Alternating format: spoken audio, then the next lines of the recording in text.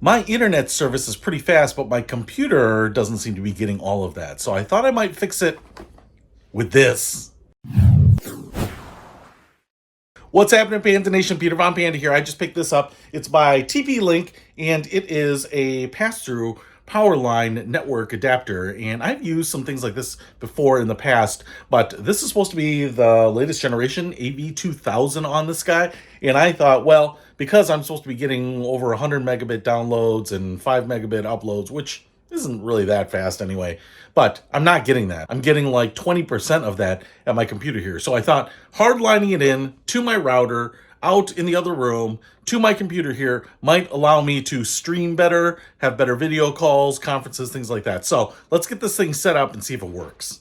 So here is the TP-Link extender, and what I liked about this is that it's not the cheapest one that I saw, but it had many purchases with many good reviews, and it was kind of only maybe 15 or 20 bucks more than the cheapest one. So at about 80 bucks for this pair, I think this could be a really great way to add the speed that you are subscribing to a device that may be a long ways away from your router. You can see we have the grounded plug right there. They're fairly big, you know, about 1 3/4 inches thick and kind of like a smartphone size right here. I love the fact that they have an outlet here so it passes through power so you don't lose your outlet. We also have some LED lights here so it looks like power, network, and then we also have this pair button here. So what you can do there is you can actually hit this and hit the pair button on the other one to pair them together. But what I think that will do is give you a secure connection too. So an encrypted connection potentially.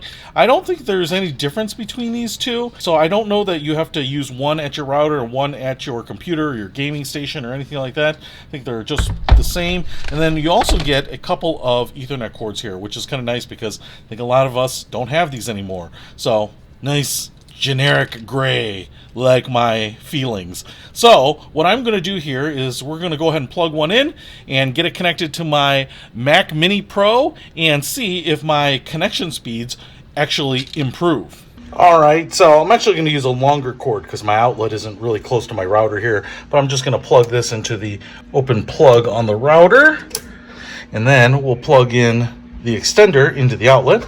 Okay, I've plugged the extender into the outlet. You can see the little light there is green. I don't know if either of these ports matter. I'm just going to plug it into the one right there, and now it looks like this other one went green. So it's finding the network, which is a really good sign so far.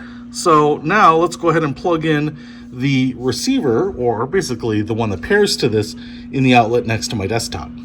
All right, may not be the easiest thing to see, but I've got it plugged in there beside my desk.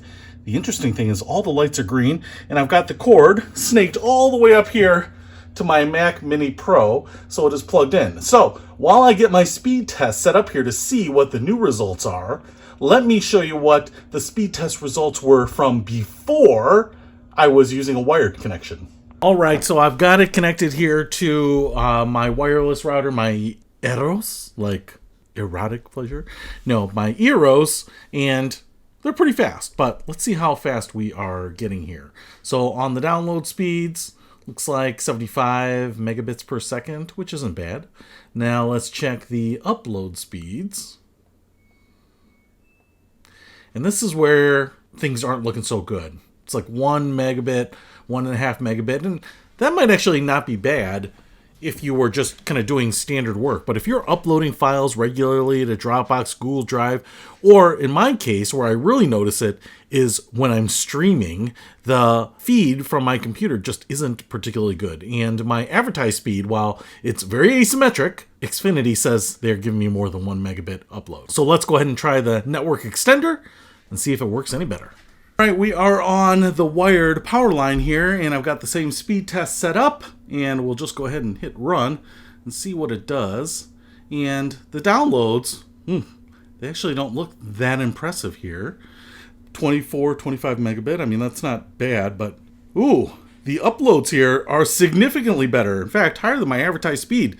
8 megabit upload, so right now, I'm really happy with that because my issue here was to get the upload speeds higher because my streaming, my outbound data was really lagging. In fact, when I was doing Teams meetings, Zoom calls, people were saying that everything was really stuttering, and people on my last live stream mentioned how stuttery and juddery the live stream was. So I think this is going to help. I'm just kind of curious though if my download speeds will ever be as fast as my original download speeds. But if everything works fine, and man, look at this, the upload speed's now 9 megabits per second. So that is pretty awesome. I'm really happy with that. I might tweak some of the things here just to see if I can get my download speeds back up to where they were, but everything is saying that it's really fast right now, so I am super stoked about that. Hey, if you want to pick up this Powerline to give yourself more reliable speeds, you know, especially if you're in my case, where the upload speeds aren't that great from your service provider anyway, so you need to get the maximum upload speeds possible, then this might allow you to do it. I'll keep you informed on my experimentation with the Powerline as I start tweaking with it, but so far, I'm really happy. I'll put a link to these in the description below. Peter Von Panda, out. We can discover more and explore so much deeper.